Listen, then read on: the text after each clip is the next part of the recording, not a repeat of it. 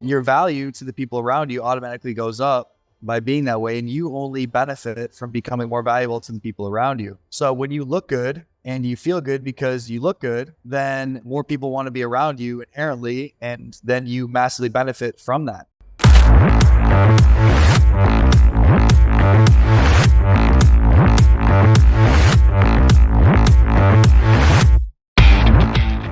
Kieran, my man, welcome to the Power Podcast. I'm stoked. I'm pumped to have you on. You know, we met each other. When was that? 6 months ago now? It's insane. I think so. Yeah. About 6 months. I think 6 months ago. You know, and obviously, you know, you and I we connected at Smokies in the smoothie shop. And man, yeah, I just love your energy from day one. I met you. Like even just connecting with you here again. Like you got a warm, open, strong, charismatic personality. And that was the number one reason why I wanted to, for my own personal reasons, to have you on, to learn from you and see what you have to share with the world. Because obviously you've been in the self-help, the coaching, the fitness space for a long time. So I really think you can share some cool nuggets, you know. So welcome on the show, my man. Really appreciate it. Oh, bro. Well, first, thank you for all the love, man. That feels so good to receive from you. So thank you for sharing those kind of words with me. Yeah. And I felt the same, man. I'm really glad that we were able to connect there. And I think two guys that are similar will stay connected as time goes on.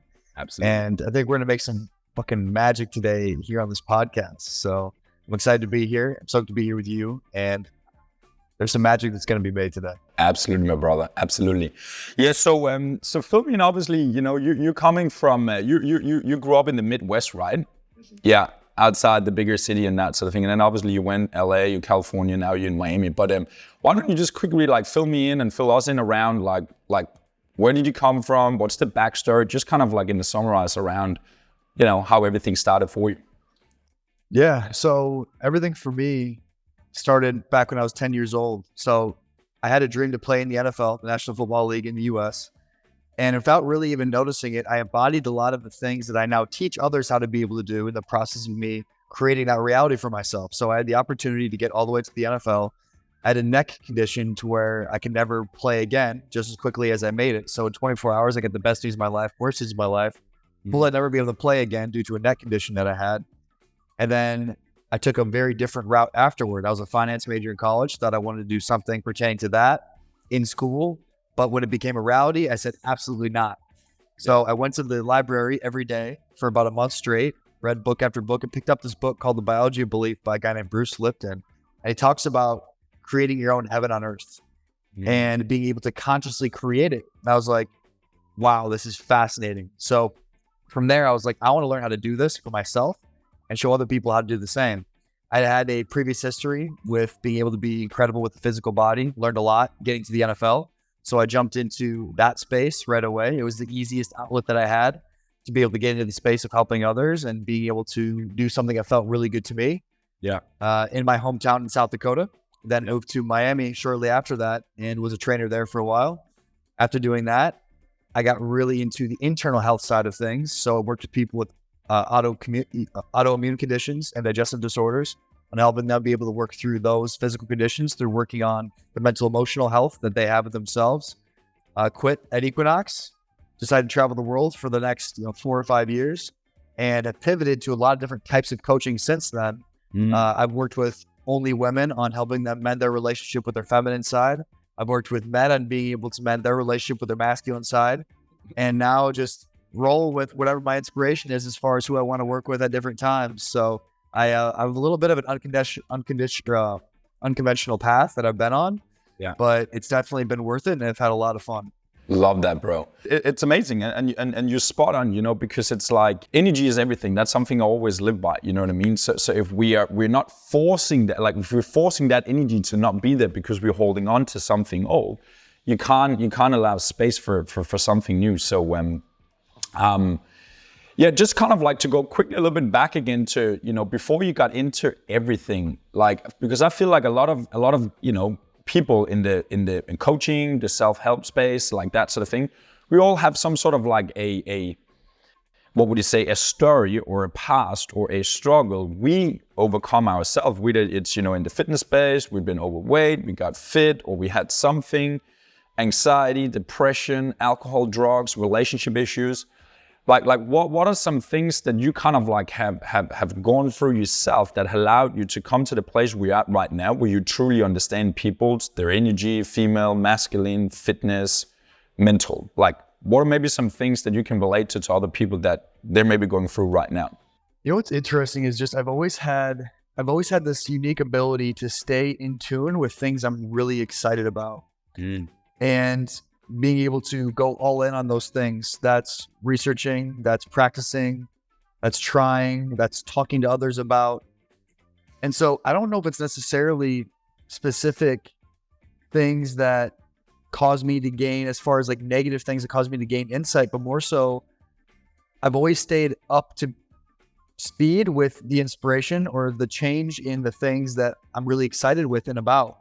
And when I jump into the things I'm excited about, I get obsessed. Obsessed. So my life becomes a full embodiment of it. I personally practice like crazy.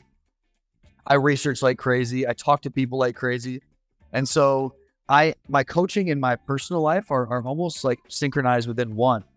Where I'm my number one client and always will be. And so a lot of the times, by me keeping up with my own evolution, I learned an insane amount of things that I can then take into my coaching practice. So it's not necessarily negative or bad things that I would say have happened.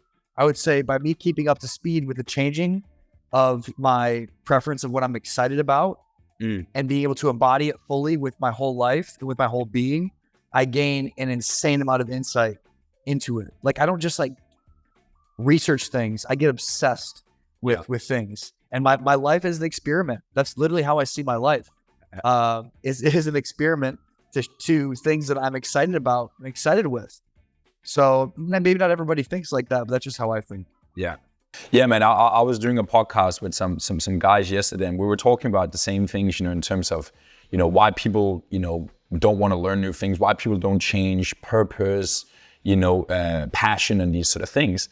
And I think one of the big things for a guy like you and for a guy like myself is because we can apply it straight away to our life. Like, as you said, like you are the product, you know what I mean? Like, I want to read this book around this topic. I want to learn something around that because you embody it, you take it in, and there comes an output out of it. There comes a finished, whatever you're going, coaching, clients, learning about something new. It's all applicable. And I think, personally, that's what's missing a lot for people today. It's like, people don't change because they don't know where to put the change, if that makes sense. They're just in their, everyday life, So how would you talk to those people that are in, their 9 to 5, their hustle and bustle, they have maybe one or two kids or in a relationship, this thing, whatever. They're in this like the treadmill everyday life. How would you talk to them to kind of like get a little bit more and be more energetic and intuitive and be excited about learning new things? Yeah, so I think one big thing that I overcame was an identity of religion. And I think religion can be very powerful in being able to keep us from being in a really negative place and can uplift us and not be in that state. But I think religion in general can be very limiting because through it, we develop a deep sense of right and wrong. And the frequency and energy doesn't give a fuck about what's right and wrong. So if you're constantly living from this place of mentally deciding if your inspiration that comes up is right or wrong. Yeah, so we were talking about, obviously how people can get into that energy and inspiration, and yeah, man, just go on to what you were talking about there. Yeah, being able to step into separating from right and wrong, because inspiration that comes up inside of us to get us what we want doesn't care about what our brains think is right and wrong. So I know it can be difficult when we develop ways of thinking and operating based off our upbringing. But if we can step away from those into different environments to challenge those belief systems, it can allow for greater range and being able to be open to receiving inspiration that'll get us where we want to go much faster than our brains can conjure up how to get there. Yeah. So how would you say like traveling, because you traveled now for like 4 years, you said, like where have you actually been? You've been South America, I know, like I met you in Bali, like what have you done? Like where have you actually been? Yeah, I mean, oh man, I've been all over. Lived in Colombia for a year. Lived in Brazil for about a year. Moved down Europe, like Spain, Italy, Turkey, Ukraine, Serbia, Thailand, Norway, Amsterdam, a bunch of different places. And what But like when you go there, because a lot of people, you know, they would go to like, okay, let's go to Asia for like 3 weeks, travel around, or let's go to, you know, on a trip for a month and like really explore with a backpack. But like you obviously been to lots of different cultures and different things. So what's your intention and what's your, you know, hope by going into these different countries? Do you live there? Do you suss out the community, the culture? Like what's your purpose with all that traveling then to the different yeah, places? so every place has its own flair to it. Every place has its own culture. And I believe that our souls are called to different locations because there's something that culture has for us. I don't really understand it before the inspiration comes up. All I know is that I'm pulled to go to one of these places. I don't know what I'm going to receive from the place, but I know I'm going to receive something. So I don't really get too caught up in the mental part of fully understanding all the reasons why before I allow myself to go. But I more so just notice the inspiration to go to one of those places. And then there's always some kind of mental justification that emerges, but very rarely is that mental justification that's there in the beginning the actual thing that I get from the experience, which I've learned through following the inspiration of going to different places. So I know though that every different place that I go to, it leads to greater levels of wholeness inside of myself, because it's almost like you know, the old fighting games when they have the character that's bouncing and you wouldn't be able to see any of the character, it'd just be like a gray shade of that character. Yeah. It's like when I go to one of these places, it fills in that character and it shows me what I was missing that I needed to integrate into myself to get more of what I want and to be more whole within myself. Yeah. So I never really know right away really why, but whenever I go, there's something that I receive. So for example, for me, what's been really big, I'm from, you mentioned the Midwest, which is very conservative. It's very hardworking. It's very, you don't talk about your accomplishments. It's like anti-cocky. Yeah. Just put your head down and work. Very family oriented. I needed to get out and expand beyond that. And so the Latin culture was what really pulled me. So first moved to Miami, which is heavily influenced by the Latin culture, as you know. Then I went to Colombia and then Brazil. All those cultures are very open. They're very expressive. They're very loving. They're very about the individual being exposing their own flair and bringing that to the world. And so that allowed me to integrate a part of myself that I was missing, being from a very conservative, closed off place. Yeah. So I didn't learn that until afterward, but that's a beautiful part about travel in general. And it's not even travel in regard to having to go around the world. It's just allowing yourself to go to different places or be in different spaces. And that might be leaving a job, going to a different job. That might be going to one town and going to a town 45 minutes away. That allows us to gain more attributes and understanding of ourselves from those different cultures that allows us to get more of what we want faster. I love that, bro. So why do you think more people don't do it? You know what I mean? Because we have this like big, whatever that is, 95% of people that stay in one location, probably have more or less the same job. They raise their families and that's kind of like what they do. So it's really, you know, it's not just like it's 50-50, you know, it's such a dominant number of the world's population, obviously a financial thing in some parts of the world, but like in Western countries, you know, I'm just looking at my sister, my family and that sort of thing, you know, they're very happy for what I do, you know. But you know, when I talk with my sister right now, she just had the second one right now. She got 2 kids right now. She's 32 years old. And she's like, yeah, man, I'm happy here now. We're just gonna probably find a house in around where we live right now, and that's where we are. But if I talk with her 4 years ago when she had the first one, she kind of like, oh, maybe should I have waited with the kids? Should I have done something else? What do you think is happening for most people since that they're not coming out there and actually changing a lot of the things in their environment and in their career and in their life? What can they do, maybe? Directions we could go. Yeah.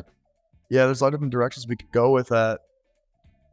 Well, I think the first thing is just getting clear on if it is an actual desire that somebody has. I know in today's world, we are exposed to all different types of experiences that people have on social media, with people traveling all over the place, people doing different things all over. And it's very easy to get disconnected from our own desires because we see other people living out certain things that we perceive as being cool.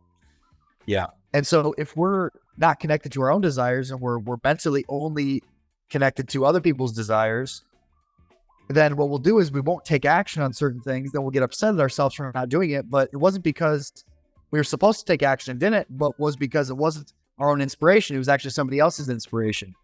So I think one of the most powerful things that somebody can do, and this is something I always make an active practice of, is getting alone, away from social media, away from other people's operating, away from other people's ideas of what they think we should do, and get alone for a couple days. Maybe you get a place out in the cabin by yourself, and you just with yourself, and you take time to write, and you take time to speak out your thoughts and to meditate and get really clear about what you want, because then it's going to be a lot easier to take action. So before you even think about taking action, I think the first step that people need to take is getting more clear about what is theirs and what is other people's, to be able to then conjure up the inspiration to go do it. But if you're not even sure and you're taking action on from a place of it not even really being you, and then you're judging yourself for not taking action, it's just a whole mess of things that are going on there. So that's the first thing is getting clear, getting alone in your own space, away from all other people's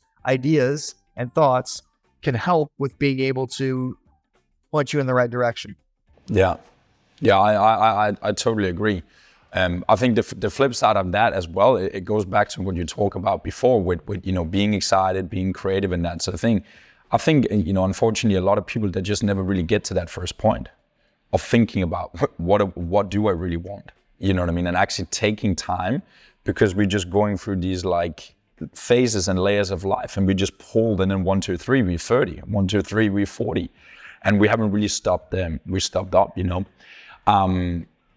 Yes. Because there's a point around that in terms of figuring out what you want, and then I also have a little bit of opinion around why people don't have a desire for something, and I think a lot of it also comes down to first uncertainty, but also fear. They don't know what they don't know, so I don't really know if I have a desire around that. Like my mom and dad, they would always make me freaking eat everything that got on the table. She was like, you have to taste it before you can say you don't like it. So it goes a little bit back to that whole thing of what you're saying. And it's like, you don't really have to figure the whole thing out. Maybe just go with your energy and go with your intuition and go with your inspiration, and things will unfold. You know what I mean? You will learn new things that you just couldn't plan correctly, Would you agree? Yes.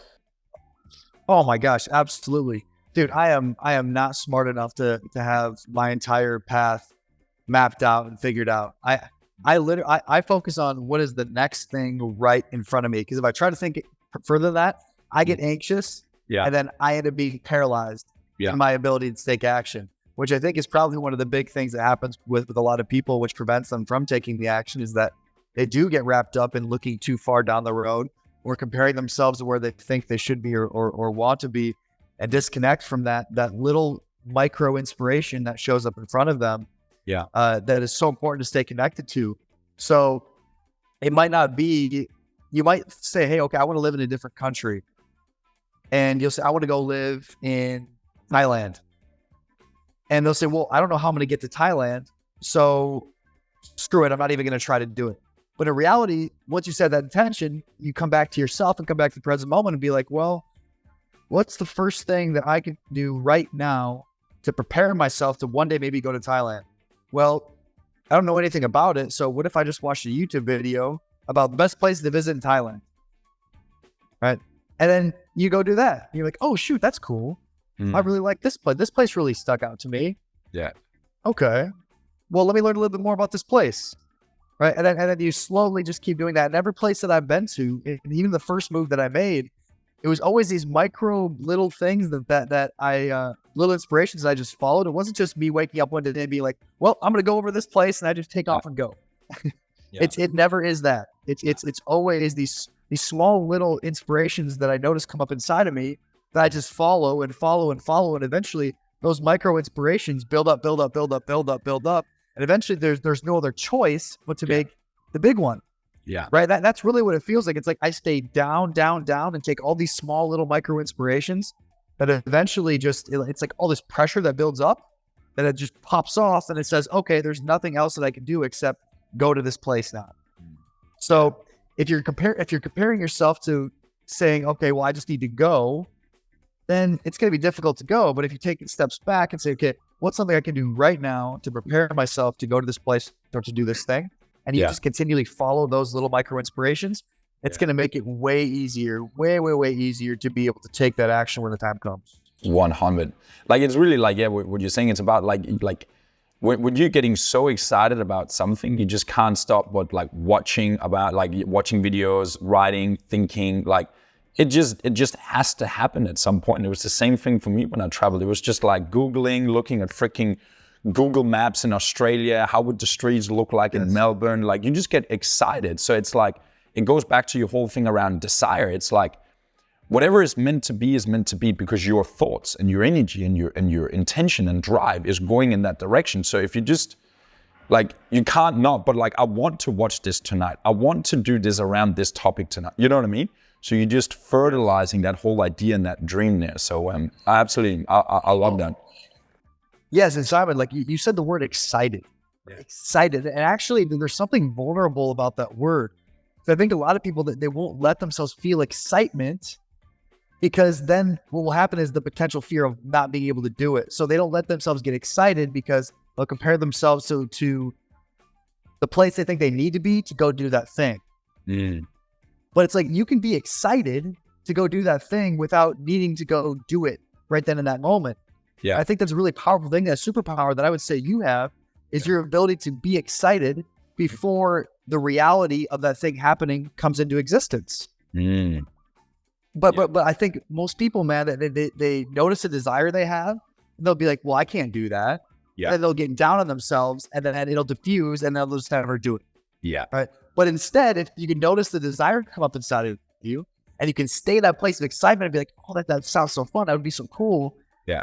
That will take you to those little inspirations where you said, I look at Google Maps, I see the streets of Australia. That gets me more excited, and that leads to more and more action, and that increases your point of attraction, which brings in more things that will help you better get to that ultimate end goal, which is eventually going to that place. Yeah. So that right there, when you said that, man, you said the excitement, man, the vulnerability associated with staying excited when you're confronted with not having what you want is a superpower that has allowed you to get a lot of the beautiful things that you have in your life right now.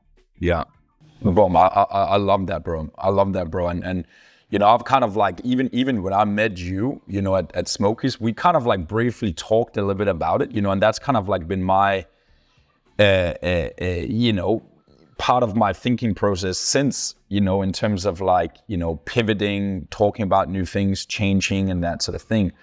So, I know we talked about it in the beginning, but how do you stay excited today?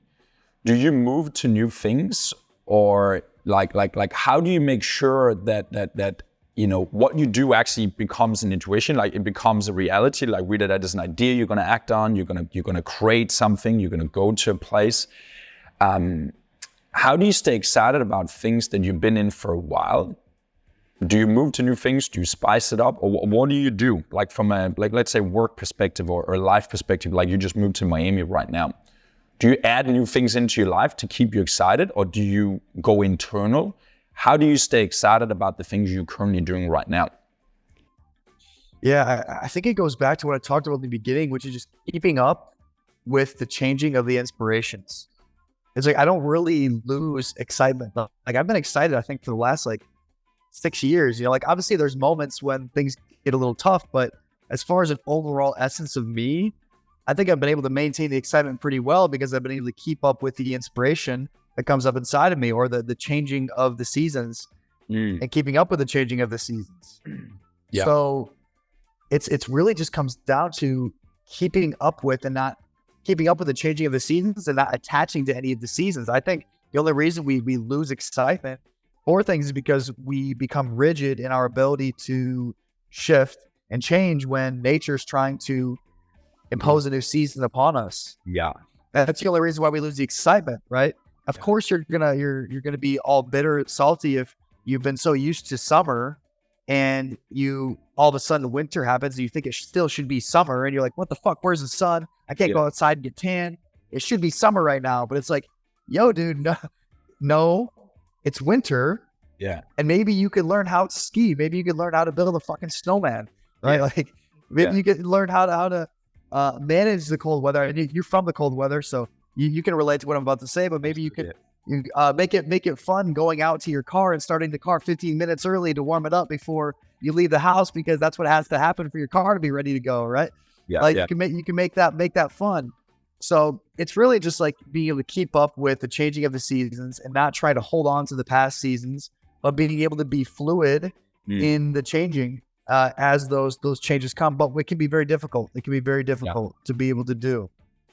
So what's a specific example that maybe someone can relate to? So let's say, let's just use an example. You're a personal trainer at Equinox, and then you became a coach and you did something else. So you can you walk us through like one shift from a season where you acknowledge, okay, I'm here and now I want to go there, and what did you do there? Yeah, absolutely. So when I decided to get into personal training, the physical body was still really exciting for me, and to help develop the external physical body. So body composition, amount of muscle mass, that was really exciting for me. But after working with some clients and getting some success, I was like, okay, well, this seems too easy. I want to do something else. I want to expand this. And I'm like, well, what am I really excited about? And for me, I was a freak. I was like 9% body fat, 235 pounds, like absolute animal. But internally, I had a lot of like gas. I was gassy all the time. I was bloated. I had heartburn. Yeah. My energy was kind of all over the place. And so I was inspired to understand that more for myself. And as a byproduct, be able to help other people at the same time. And that felt exciting for me to learn how to be able to do that. And so I evolved into working on the internal side of health for myself and then for my clients as well. Then after working with some people and realizing, okay, I can get some results with using a nutritional protocol for these people, I found that there was something deeper with a lot of the people I was working with, which was there was always something mentally or emotionally that was causing some of the physical symptoms that they were having. So I'm like, okay, this is exciting. I want to learn more about this, because this is the next step. Like, this is the next step I have to go into. And so then I started to learn about what that looked like and mental, emotional health for myself personally, and being able to help others with the same thing. So it's like I just kept following the next level of excitement for myself. I started to notice the mundaneness in what I was doing after I felt like I maybe didn't master a level, but did well enough to want to move on to another one. I just kept following it, and kept following it, and kept following it, and kept following it. Yeah. Love that. And were you still kind of like, so you did personal training, then you did the internal gut, did you still, then your personal trainer provided that to your clients, then it moves on to the mental aspect, then you provided that to your clients in still a personal training setting, or like then you moved into coaching online? Like how did you monetize that change? Because I think for a lot of people, it's like, I'm doing this job right now, I'm in this industry right now, I do this. But for me to jump over there right now, it's kind of like a completely new offer. It's a completely new direction. It's a completely new marketplace. What were you doing there? Just I'll do it for a little while longer. So with the personal training, when I went from the personal training to the internal gut health stuff, I was still doing some personal training stuff on the side, but primarily doing the gut health. Yeah. Personal stuff. I completely abandoned the personal training and was still doing some of the gut health, internal health stuff.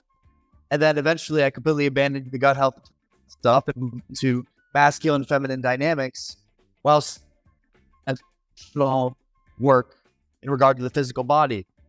So for me, I just know that when I keep up with the things that I'm excited for within myself, to know more about myself, and I trust that those things are what I need, it allows me to make it easier to transition from leaving the previous. But I know it can be easy to stay in the previous because it's what we've always known. But for some reason, I'm able to I just get bored, to be honest with you. Like, I don't like to stay bored. And I don't like That's it. Like, that's really what when I tune into it at the end of the day. It's like, I get bored of talking about things that I feel like I already do a good job of. So like, boredom is honestly what moves me on to the next thing. Like, my brain functions in a really, really high capacity. So I need stimulation. And if I'm not being stimulated, I feel like I'm down. Right. Love that. That's basically it for me. Yeah.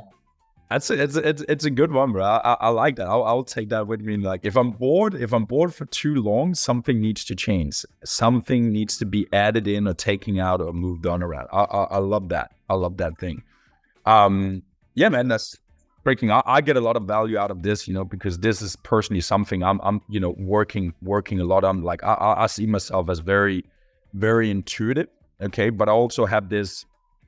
From my dad, I'm 100% sure, like, very, hardworking, old school. He's like, when you put a ship in the water, you want to see it all the way to the end. You know what I mean? Like, so I probably have a little bit of that old school, like, you do one thing and you complete it and you make it super successful before you move on to the next thing. So that definitely keeps me focused on one thing. But bro, I've gone through lots of these, like, damn dog, like, what am I saying here? Like, I've been saying the same things for 10 years, and then I move a little bit in, and like I move a little bit around in different things, but it just helps me a lot hearing it from someone like you, to basically give permission to freaking, like, we know that in the end of the day, be excited about what you do and other people will be excited about it as well. But sometimes it's scary, you know what I mean, to move through these different things, because it's a start stop. It's a new thing every single time you do it, So I really appreciate that, bro. Yeah, but I see what you're saying in regard to that. Like, so that's your mental perception of it, is that it's like a start stop thing. But honestly, man, one thing that I've learned through the process is the tools and the concepts and things I learned from the previous season are going to always give me the momentum and the boost that I need to go into the next and be as prepared as possible in that next. Yeah. And so I think that's always really important to tune into, and is that it's not a start stop. It's not like, okay, I was doing this thing, now I'm completely shifting, going to another. We're meant to have the tools that we learned in this past season are meant to give us a lot of the guidance that we need going into the next one. Now, obviously it's going to be different, but you can trust through practice this concept that it does, you are indeed supported. And I also meant, like, I don't know if you're religious or not, I don't certainly consider myself religious, but I do believe God rewards the courageous and the people that are willing to stay up with the inspiration that and the excitement that God plants inside of us. We will be rewarded, and we always are, but you won't be rewarded if you stay in the old stale, because then you're trying to play God. And so for me, me being able to transition actually is me staying connected to God. And that's how I see it. Whereas if how Kian functions and operates, he's going to latch on and try to hold on to things as much as possible. But if I stay connected to God and stay connected to that excitement, then I will always be supported. Yeah. And I always am. Not to say there's not growing pains. There are always just growing pains associated with new shifts in different seasons. But in the end, man, it always ends up being better than the previous. Yeah. I always end up being supported in it. But it's the old phrase, nature loves courage. Yeah. And it'll always be rewarded. Yeah, if you're not growing, you're dying, We all kind of like know that, but probably none of us are using it correctly. You know what I mean? Not in the aspects we need to do, So that's awesome. I freaking love that, bro. So yeah, man, let's shift a little bit into what you kind of like are excited about right now. I saw you were recently on a podcast with I've seen you on a bunch of podcasts lately. You did one with Justin Waller. I saw you were I don't know what that was. What was that quickly about? Like, there was some feminine, masculine energy, that sort of thing. Yeah, it was the show. It was it's called Middle Ground. It's called by a company called Jubilee, but it's that episode was alphas versus betas. So we are called alphas and betas for the sake of the show, and none of us really identify with any of those titles. I was an alpha for the sake of the show in regard to how I think. Yeah. In regard to how men should show up in life and how men should relate to women. So that was the title that they gave me for the show, and Justin was also one of those. Yeah. But masculine and feminine dynamics, man, what really creates the most optimal male-female dynamic is something I'm fascinated with. I've been studying for the last 2 or 3 years. So that's what gets me most excited, because the masculine and feminine controls everything. Every relationship dynamic that we have, not just with women, there is a masculine feminine balance and dance that's happening. And if we can understand these energies within us and be able to become more well-rounded with having a healthy feminine, a healthy masculine part of ourselves. And a lot of people listening might not have any idea what I'm saying, which I'd be more than happy to expand more on anything that I say that you'd like me to expand on.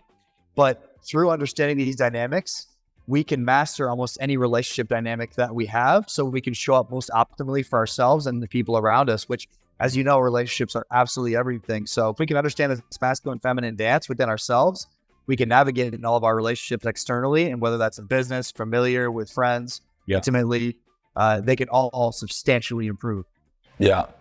So why don't you sort of like briefly, because I have that on my thing I wanted to go into. So because it's a big topic right now, you know, and I'm kind of like also moving into that space because I love that, not from a relationship standpoint, but literally just from an operational standpoint as human beings and how we get more out of ourselves and what do we need to incorporate to have more well-being. So for people that maybe, you know, it's first time they hear this whole thing, like what's the statement around masculine and feminine energy and how does it show up and what is it basically? Yeah. So we'll say, we won't say man and woman. We'll just talk about masculine and feminine energy. And masculine energy in a nutshell is hardworking, is making things happen, is very linear type of thinking. So it's, if I put in X effort, then I will get Y results. And it's very powerful to be able to push through difficult times. Feminine energy is much more free-flowing and chaotic. It's not linear. It's very spontaneous. Miracles can happen at any moment. It's a process doesn't have to be followed. It's very much about receiving without effort put in. And so in every relationship dynamic, there is more of a receivership that we need to step into or a giving essence that we need to step into. And so it's important to understand this dance between those two parts of ourselves, because if you're more of a giver and you don't know how to receive, then you'll end up very broken in the long run from overgiving and not feeling like your cup's full because you don't know how to receive from other people. Whereas if you only know how to receive, you'll feel disconnected from people because people want to feel like you're putting in effort and working hard to be able to make something work. So being able to have some of the masculine, have some of the feminine, and know what moment warrants each situation can help a lot. So for example, if I'm receiving coaching for myself, if I'm in the container with a coach and I'm receiving from them information, they're the coach, I'm the student. If I'm trying to keep a masculine frame of being the coach where I'm the one that's in charge, I'm the one that's making the process happen, I can't get from that person that I need to get from them. So what I do is I consciously shut off that masculine part of myself that wants to control, that wants to navigate, that wants to be the one giving. And I step into this place of being open and receiving whatever they have to say. So I'll be more emotional. I'll be more open to feedback. I'll be more letting them lead the entire dynamic and just letting them take me through the process. Okay. Which allows me to be able to receive from that situation that I need to be able to then go out and be more masculine, where I can know more of what I'm talking about. I can be a better leader because I allowed myself to be feminine in that frame with that coach that I was receiving from, right? Yeah. But if somebody that's overly dominant, they're masculine, they won't be able to let go of control and they won't be able to actually receive from that dynamic or that person that they need to receive from. So that's a bit of an example that I'm talking about in that frame. And it's also vice versa, where if I'm the coach and there's somebody across from me, I need to understand that I'm the one in the masculine position, whereas they're the one in the feminine position trying to receive from me. But if I'm just letting them take the lead and letting them control the entire frame of what's happening, then they're not going to get out of it what they need to get out of it because they're there to receive from me, not to give to me. Right. And then the whole frame gets messed up that I can't be in the position of authority I need to be to give them what they need. And if I don't understand that, then like a lot of coaches, what happens is they end up stepping in more of a feminine role and don't stay in the strong masculine role because they're not aware of what can happen. And oftentimes people that are clients that have very powerful masculine essences to them can easily manipulate the space to be able to be in the position of authority, which then prevents you as a coach to be able to give them what they need. So if I understand that very dominant personalities have that ability to be able to take that role from me, I can prevent it from happening. Whereas most of the time, the power is getting taken from coaches. They don't even know what's happening. Yeah. And then they get eaten up by clients, and clients leave because they're not happy. Yeah. Why? Because the client ended up taking the power. He lost it as the coach. Yeah. Which can be very easy to do. So those are just a couple examples of not understanding the masculine and feminine that can get you into trouble. Yeah, right. I love that. So how do you see that show up in, for example, like let's just say we're like a group of friends or an intimate relationship where it gets out of balance, or it's a mix-max, or it's not like they're simply just not aware. Let's just take an intimate relationship, because obviously you got the guy, you got the girl. Naturally want the masculine energy to be more dominant here and the feminine more over here, but you can also have it mixed around. Where do you see it goes wrong?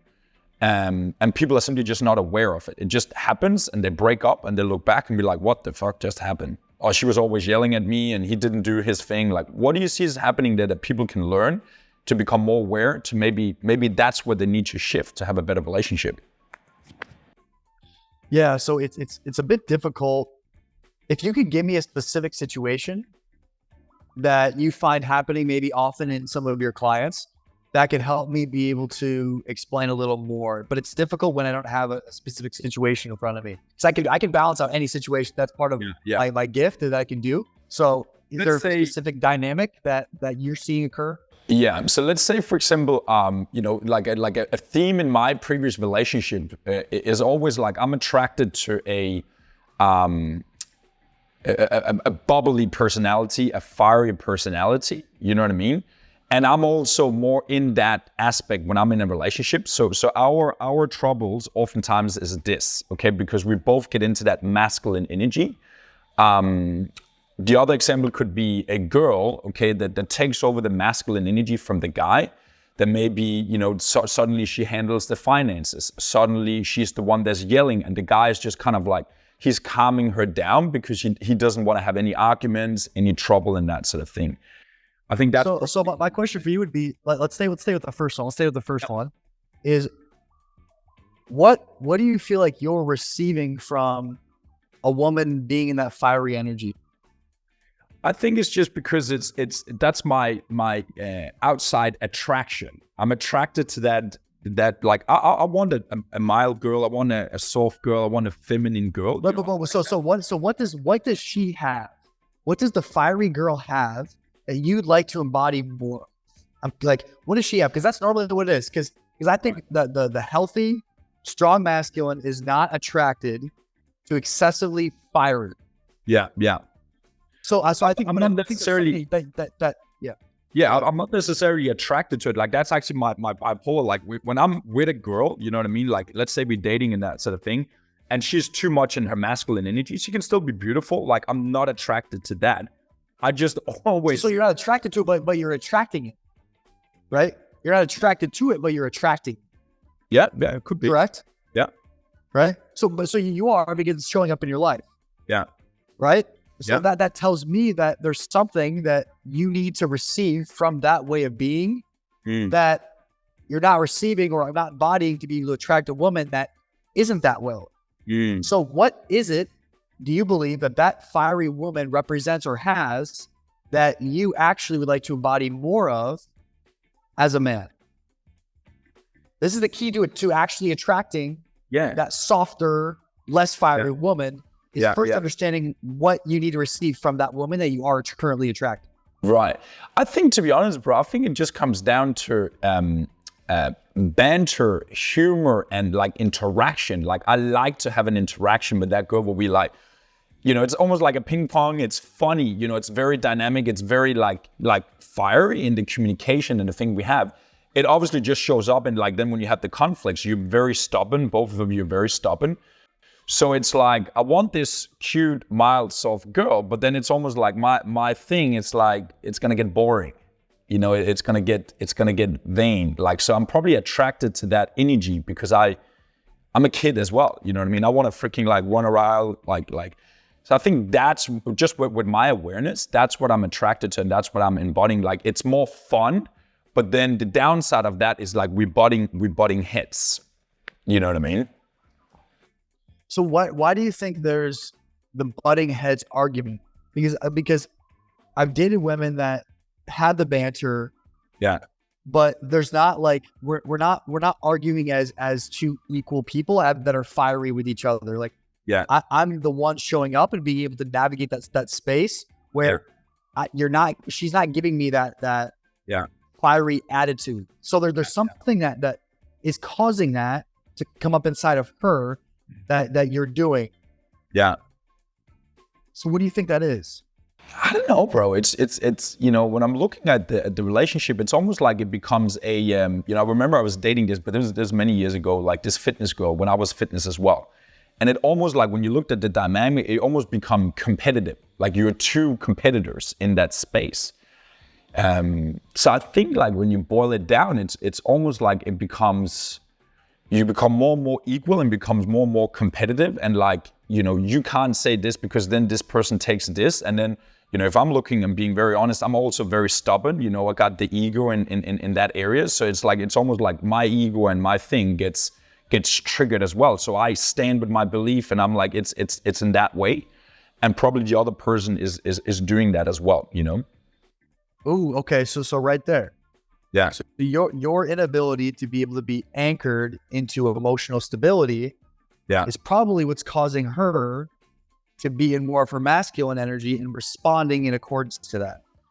So you say like me being triggered, like emotionally, that's what, Yes. That's probably right. Absolutely. Because that's what leads to an absence of safety for a woman is her seeing a man being emotionally triggered by her. Because if she can emotionally trigger you, it's subconsciously in the primal part of a woman's mind, she thinks, well, if I can trigger him, this is all subconscious, then how is he supposed to be able to protect us? Yeah. Right?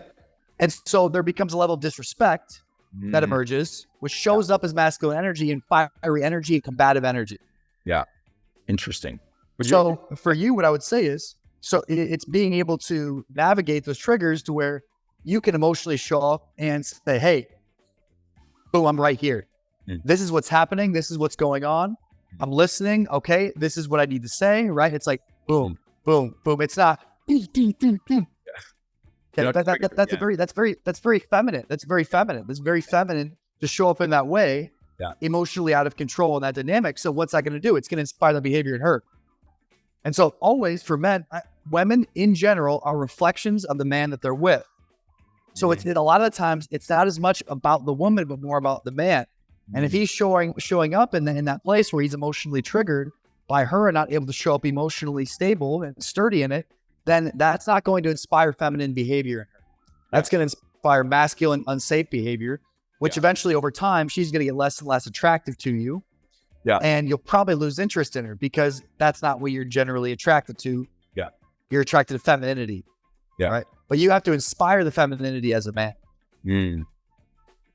Love that, bro. I got a free coaching session here right now. I love that. But the question is what is the thing preventing you from being able to show up emotionally stable in that space? That we go even a layer deeper, which I don't know if you want to, but I'd love if you want to go take it off here and maybe I'd love to be able to jump into that with you. I'd offer you that. I'd love to do it. I think we should. Yeah, let's not do that here, but let's do it at a later time. I'd love to do that, but that'd be the next step is saying, okay, well, if I found that the reason why she's not showing up in a more feminine state where she's more combative, she's more competitive with me, where she's challenging me all the time. I understand that's my own doing because of my own emotional instability in that space. Yeah. Now, what is causing that? So, but this is common, bro. Like this is super common in male-female dynamics all the time. Yeah. So I'm glad you brought it up because it's one of the most common things that happens over time in male-female dynamics. Yeah, but like, and you're right. Like, and I think, especially for guys, and like, that's why I love you and what you're sharing in these sort of things, because more men needs to open up. It's not you're not a because you're having problems and you're opening up and things are not going in that way. That's just part of learning. You know what I mean? Like, and becoming better it's being vulnerable and see your flaws for what it is. And here's the thing, man, is like you are forever controlled by unresolved flaws. Mm. So if you're stubborn and never take the time to do therapy, to go deeper into understanding your own why you are the way you are and why you have certain emotional triggers, you will forever be controlled by them and not be able to get what you want. Yeah. Or I always talk all the time. It's like, if you want to be forever controlled by your subconscious programming, then don't ever do any of this. That's fine. Don't do that. Be triggered by things that actually are meant for you to overcome to get more of what you want. But if you really want to get what you want, you'll dive deeper into understanding your own emotional case, so you're no longer emotionally triggered by things that are meant for you to conquer to get more of what you want. So really, it's a choice of anybody, but it would be the wisest decision for any man listening to this to take the course of action, to understand yourself more at an emotional level, so you can be less triggered, so you can show up more in the way that you need to be to get more of what you want. Yeah, absolutely, bro. Yeah, man, like it's deep, you know what I mean? And I think a lot of people, you know, get stimulated by this right now and really kind of like start to think while you're speaking. Because I think for a lot of people, this whole subconscious automatic trigger and our behaviors, it's like they haven't even heard the words before.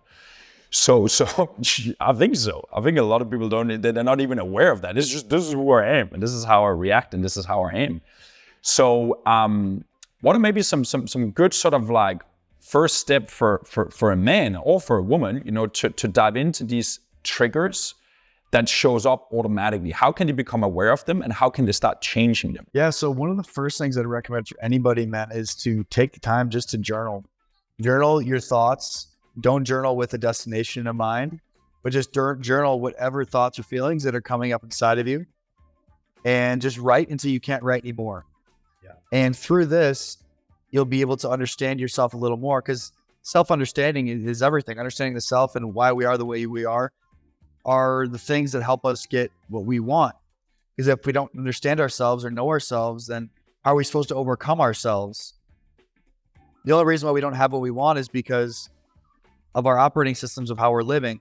So life is literally a process of overcoming ourselves. So if we don't understand ourselves, we can't overcome ourselves. And so by taking the time to write every day and making a strict process of that, you can begin to understand yourself and your emotions way more, so you can be less controlled by them. So I would say that's the first and foremost, one of the best things that you can do is just write without a destination, whatever you're thinking and feeling, and don't stop until the pen runs out of ink, right? Like as long as you possibly can. And through that, you go back and read it and you're like, oh shit, like I'm thinking this, or I was feeling this. And you can see patterns over time, and you can understand yourself more, so you can change how you act in the moment, which will garner a different result for yourself. So without understanding yourself, you'll forever be ran by yourself, and therefore you'll never be able to overcome yourself. Yeah. So journaling is a big one for you. Oh, dude, yeah. I mean, I've been in this space for so long, so now I go through seasons of it. But I'm just coming out of a season of it where I wrote twice a day. Yeah. Like I'd sit down, I'd just write twice a day for a month and a half straight.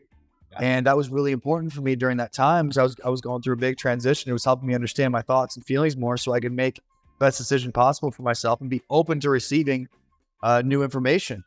Yeah. But if I don't know myself, then I'm gonna be constantly making a decision from the same place that I always have been, and which will slow me down from keeping up with the changing of the seasons that I'm desiring to go into. Yeah. See, maybe this is we'll kind of like wrap around these last questions here right now. Maybe it's a little bit of a broad question, but how do you feel like men could start taking a look at themselves and put themselves out there and become more valuable to themselves, to other people, and to whatever they're doing? Like, how can men become more valuable and successful from where they are right now? What are some key things that you have discovered and learned that made you that like, oh wow, like I've really grown, I've really become more valuable to myself and other people? Hire a coach. Like, hire someone that inherently understands how to see you from a completely different perspective than you see yourself. Like, I've spent thousands of dollars on coaching for someone else to analyze me, to see me in a way that I am not able to see myself. And through that, I'm able to understand myself more. Therefore, I'm able to understand my inspirations better, and commit to things that I really want to commit to and I get better and better at. Therefore, I become more valuable to other people because I become an asset because of my knowledge and understanding of things. So hire a coach, to whether that's for your physical fitness, your mental health, start there. Yeah. Yeah, your fitness, what's your thoughts on that? Your whole fitness and mental health, like how important is that for anyone, to become better? Like what is it actually giving people to be physical fit and to work on their mental mindset? Like what is that even? Yeah, well, those are two key things that other people inherently respect and want to be around. So your value to the people around you automatically goes up by being that way, and you only benefit from becoming more valuable to the people around you. So when you look good and you feel good because you look good, then more people want to be around you inherently, and then you massively benefit from that. Yeah. So attractive people, which anybody can be attractive if you spend the time really working on your physical fitness and your health, will massively benefit you because people will inherently want to be around you more, and you'll have access to more resources. Yeah. Also with the mental emotional side, if you can bring in a perspective to people that they've never heard before, then they're inherently going to want to be around you more. And so that's also why I'm obsessed with a lot of the things that I do in regard to the mental emotional space, is that I'm immensely valuable to people because of my perspective and understanding of the mind and how it works. So more people want to be around me, therefore I have access to more resources and more things that can benefit me. So I naturally understand this process of how much it benefits me to be valuable to other people. Therefore, I put a huge emphasis into becoming as valuable as I can be as a human, with keeping my mind sharp, keeping my body sharp, because ultimately I benefit substantially from it. Yeah. So, but if you're just thinking about how to be comfortable, then you're not going to realize that the key to life is being valuable to other people, so you can get more value in return. Yeah. But the physical and mental health side, man, like without those, I wouldn't have anything. Like I wouldn't have anything. I wouldn't have anything that I have. I wouldn't have any of the abilities to move about and be where I want to be, live where I want to live, or have access to the women that I have access to, or the quality people that I have access to. Like I wouldn't have access to any of that stuff. Yeah. If I didn't first hone in on my physical fitness health, which I can consistently do all the time, every day, and also my mental emotional health as well. Yeah. So, bro, it's everything. It really just is the foundation and the pillars to everything, because this is who you are. In the end of the day, this is how you show up in everyday life. So, like, why are you doing? Like, what are you doing all this for? What's your kind of like, if you can share that? What's your driver? Why are you obsessed with learning new things and going in new directions and following the intuition and going to new places? Like, what's your drive and what are you trying to accomplish? it's such a great question. I really appreciate you asking that. What is my drive? I could sit here and say it's God. I could sit here and say it's family. I could sit here and say it's just something that I'm maybe instinctually programmed to do. But really, man, I just think there's this part of me that knows that I only have one shot at this. And I'm not overly identified with the ways of the world or certain identities that I have. And so I have the unique ability to be able to be fluid with always knowing that there's another level to conquer. Because it's like, what the fuck else would I do with my time here on Earth? Go sit on a rock and live in a cave? Like, that's not appealing to me. So I'm like, what else am I going to do? Well, let me just try to play the game at the highest level possible. Yeah. And see what happens. Like, but I don't really know where that inspiration comes from. I just know that it exists. And I've found that by following it, I feel better and cooler things happen, and I feel challenged and stimulated. I think, and as I'm speaking, man, I'm really just processing this question as I'm speaking right now. Like, that's what I'm doing. So, I know myself, and I know that I need stimulation to be able to continue to feel good in my time here on Earth. And so I think I just know myself really fucking well, really well.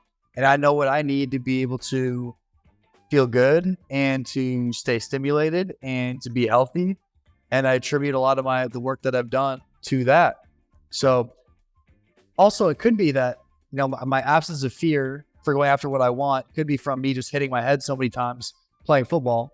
Exactly. Which I'm also open to that idea, right? Where I just backed myself into not having any fear. Yeah, man. I think that's a good one. Yeah, but really at the end of the day, the fear still does exist. It's just I think I have this unique ability to separate from some of those fears and channel it into excitement. Yeah. And the combination of all this stuff is kind of just like what makes me me. But really, the foundational piece is like, what else am I going to do with my time? Yeah. I can go. I might as well do this. Yeah. Yeah, man. So I love this. I love this this conversation, because you have a very unique ability to blend this. Yeah, back to the whole thing about feminine and masculinity. You have a very cool way of blending in like achieving and going for your goals and going for your dreams, and at the same time have harmony and well-being in it. What's his name? Rob Dyrdek, the guy from MTV. Yeah.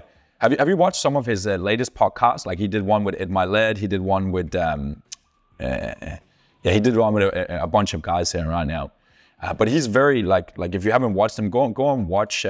Just type in Ed Milet burnout on YouTube and then watch that interview with him.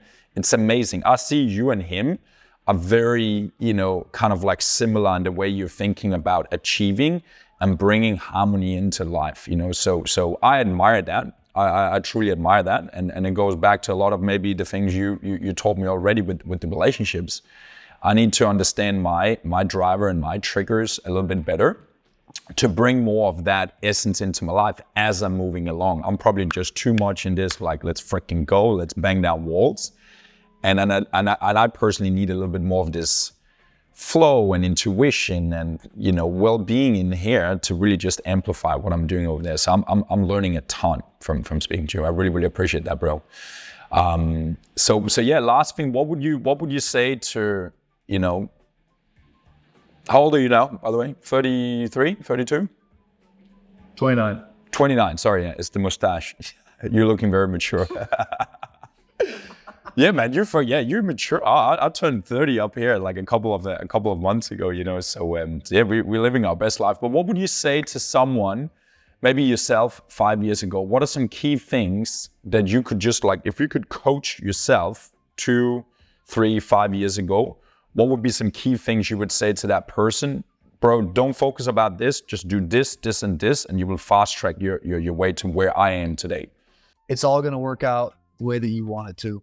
Just like, and I wouldn't say that to everybody though. I would say that to me because I know how I've lived 2, 3, 5 years ago, which is living in a place of alignment within myself. I don't really live a life of a lie. I live who I am. I think that's something a lot of people that I know respect me a lot. So if I'm living aligned with who I am in each season, then I have no choice but to receive everything that I desire. That's just the nature of the beast. And so I think the most work that needs to be done for people is just getting into alignment with who they truly are, separate from their programming, separate from their triggers, separate from who they've always known themselves to be. And then when you can do that, you can feel it, man. You'll know like, whoa, I'm in it. I'm in the frequency. I'm in alignment. Even if you don't have everything that you want that moment, it is the inevitable that it will happen.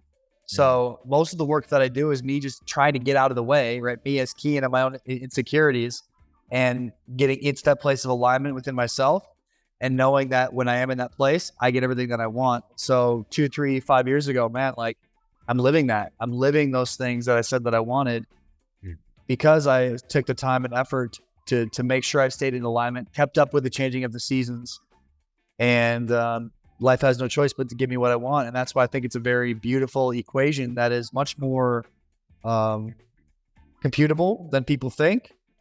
And that's what I feel like I've not discovered because other people know this, but have mastered the art of within myself and showing other people how to do the same. So it's really that. Just like, bro, like trust the thing that you know, which is being in alignment, and it'll get you everything that you want. Love that. Signature for this podcast. I really appreciate your time today, brother. If people want to engage more with your stuff, I know you're doing a bunch of cool things right now. Like, what are you actually up to? You just moved from LA to Miami. Like, what are you gonna do next? What's your plans and now for the next 6-12 months? Yeah, I just want to build community here, man. I know a lot of great people here. I have a girlfriend. I haven't had a girlfriend like 2.5 years, so her and I are just going to explore the city and go on a bunch of dinners with a bunch of people and be as involved as possible in the city and help as many people here as I can as far as the knowledge base that I have. And that's men, that's women. I'm working with both in this season and continuing just like spreading more and more of the message that I have and helping more and more people build their own heaven on earth. Yeah. And that's it. Community, commitment to this place, going to the beach and helping people is my mojo, man. So love that. Where can people find you? What social medias are you on? You can find me on primarily Instagram and Facebook. It's official Kian, and then Kian Loggy, which I'm sure you'll put the spelling of those, as those are very unique names. Yeah. But if you want to learn more about me in particular, you can go to my website, kianloggy.com. Beautiful. My man, I appreciate you for your time today. And yeah, man, we will have to do more stuff together when I'm maybe going to Miami or California. I will definitely be closer to you, and we will have to do more stuff together. Yep. I feel like you're going to be back here in Miami at some point soon. So I really look forward to that. Absolutely, man. Appreciate it, all right? All right, man. Thank you for having me.